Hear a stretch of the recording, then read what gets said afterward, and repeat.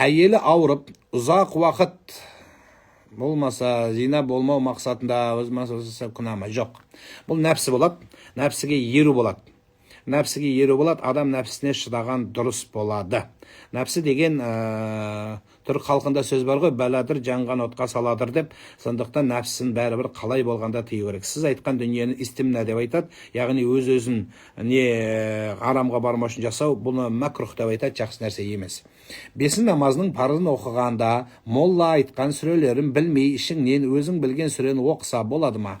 Негізі біздің ханафи мазхабында имамға ұйыған адамның үндемей тұруы міндет болады, табылады. Егер кім оқыса, уәжіп амалын бұзған болады да, күнәлі болып қалады. Тек қана еңкейген кездегі рукудегі салауат зікірлерді өзіңіз оқисыз, сами аллаху лиман хамида деген раббана лакал хамд деп айтасыз, және сәждедегі дұғаны өзіңіз ғана айтасыз. Басқа уақытта дұғаларды ат-тахият салауатты оқисыз. Алайда имаммен бірге немесе имам ішінен оқыған кезде қосымша сіз бір нәрсе оқудың қажеті жоқ. Оқысаңыз намаз бұзылмайды, бірақ үлкен сәл кемістік деп есептейміз. Азан шақырып ат қою туралы айтасыз ба? Енді көп айтып жүрміз, бір туралы сіздің бірінші сұрағыңыз болғандықтан сөзсіз жауап береміз. Азан шақыру сүннет амалы болады, сүннетке жақын жақсы амал болады. Азаннан бұрын біріншісі жақсы ат қою маңызды болады. Яғни ұлттыңызға түсінікті, салтымызға келетін, өзің түсінетін, ел түсінетін мағынасы бар аттарды қоюды әрекет етіңіздер. Елікпе, даурықпа, біреудің артынан жүгіру, ондай аттардың керегі жоқ. Өзіңізге атаңыз қойған аттарды қойыңыздар, бабаларымыздың. Фатиха мен қосымша сүре оқымаймыз, қалғандарын оқимыз, ұйығанда, тап солай. Сәлеметсіз, тағы бір қоңырау бар екен. Ассалаумағалейкум.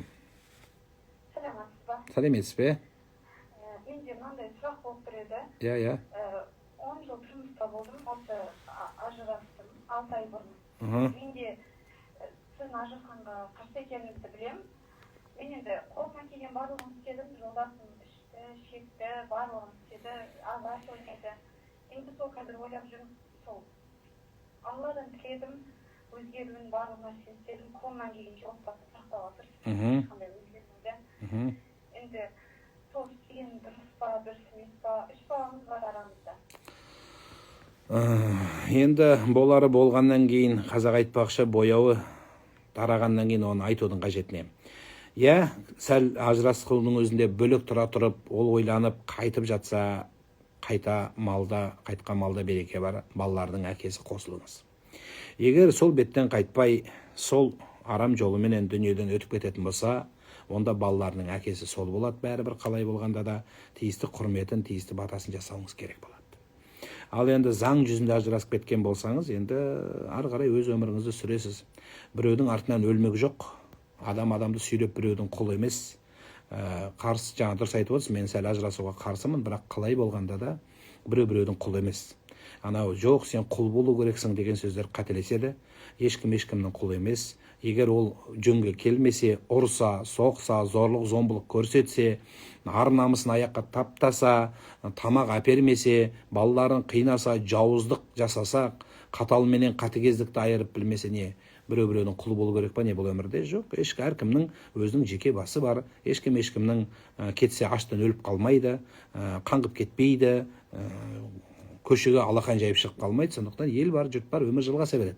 Бірақ қалай болғанда да мынау білмегенді кешірмесең білгендігін қайда деп, шама келгенше бұзбауға, шама келгенше сақтап қалуға тырысуға шақырар едім.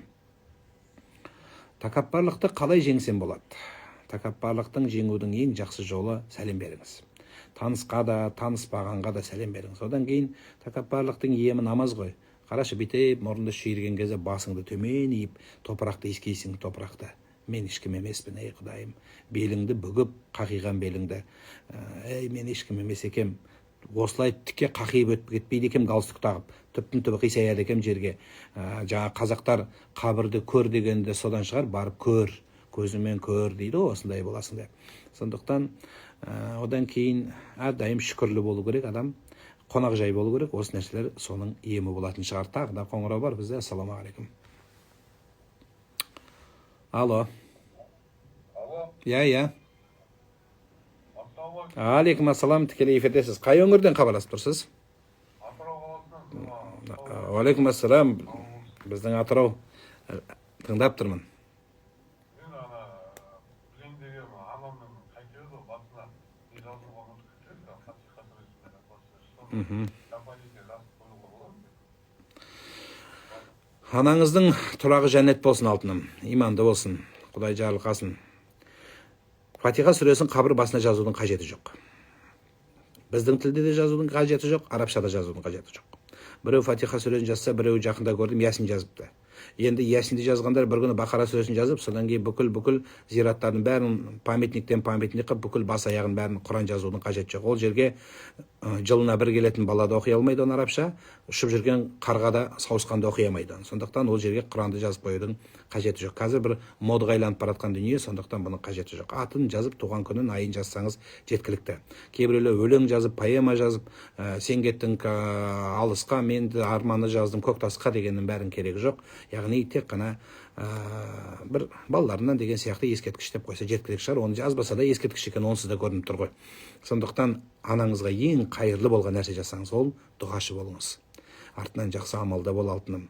Анаңыздың жарығы сөнбейді, артындағы ұрпағы жақсы амалда болса алтыным.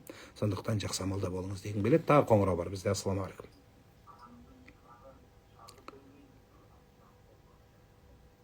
Алло. Ассалаумағалейкум, тыңдап тұрмын. Алейкум салам. Жұма қабыл болсын.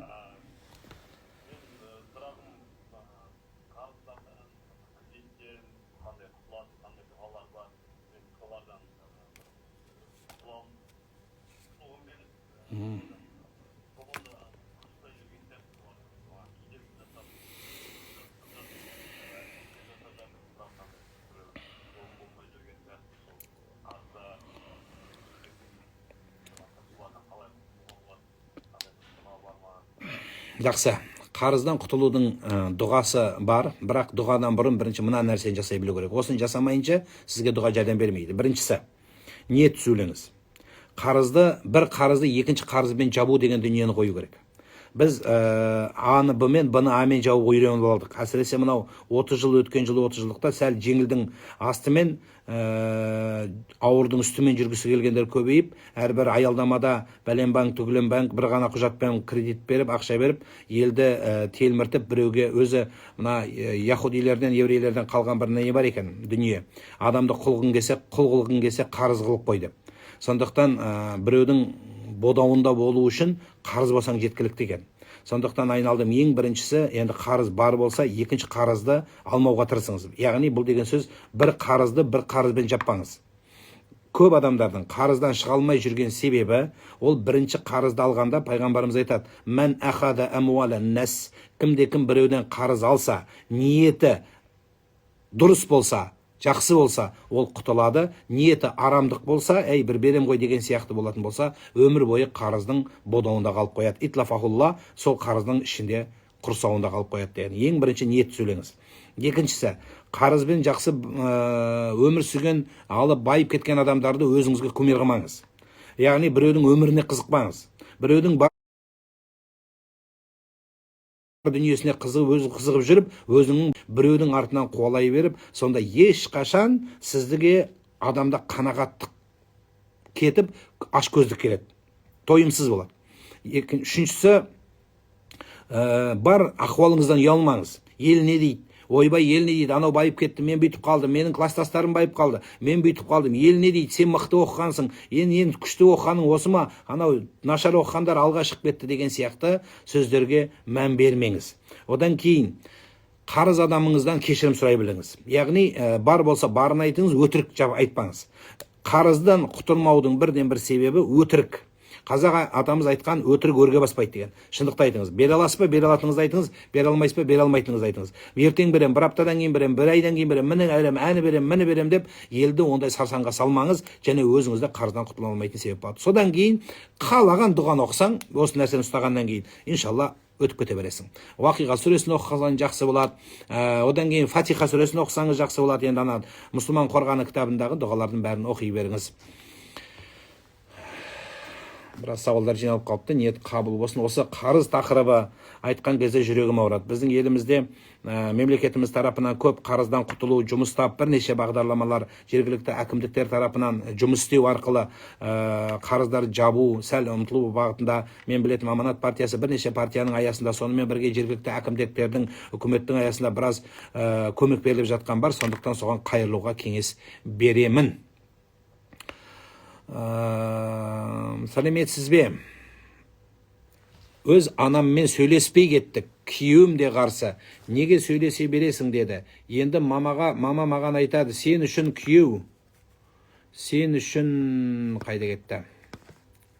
Сен үшін күйеу қымбат па, ана қымбат па деп па? Ардақтым, анаңызбен сөйлесу керексіз. Бірақ анаңызбен сөйлесу деген сөз 24 сағат телефонды құлағына жабыстырып алып, немесе шапышкасының орамалдың ішіне тығып қойып, сол басыңызда резинкамен қоса байлап алып, жағыңызбен қосып, соның ішіне сөйлей беру, немесе наушник киіп алып, құлақсап арқылы сөйлей беру бір үлкен қателік болып табылады. Неге? Өйткені қыз бала өз төркіннен шығып жарға күйеуге шыққаннан кейін осы жерде аналарға да қайырлығым келеді. Жыртыңдап қызыңызға күнде звондай бергенді қойыңыз. Бүгін тамақ істедің ба, нешеде тұрдың, күйеуің не деді, енең не деді, қандай екен олар, не әңгімесі бар. Ұзаттыңыз, аңсауына қосылды, болды, барған жерде баянды болсын, өз картоптарын өздері жарсын. Сізге не керегі бар? Сондықтан айтайын дегенім, қызыңыздың бақыты сол барған жерінде бақытты болсын. Ол жақтың әңгімесі сізге, біреудің үйіндегі қалған дүниесі сізге бір тиынға керек жоқ. Екіншісі, келін балада сіз де сөйлескен кезде нақты өзіңізге керекті дүниені айтыңыз. Үйдегі болмашы дүниелерді, күйеуіңіздің денсаулығы ауырып жүргенін басқасын айтудың қажеті жоқ шығар. Жалпы телефонды біз жақсылыққа пайдаланайық. Біздің Қазақ радиосының толқын тыңдаңыздар, жақсылық хабарлар тыңдаңыздар, жақсы әуенде болыңыздар, ниеттеріңіз қабыл болсын, жұма қабыл болсын, ел аман, жұрт тыныш болып, бүгін Қазақстан мешіттеріндегі қол бос болған азаматтардың барлығы мешітке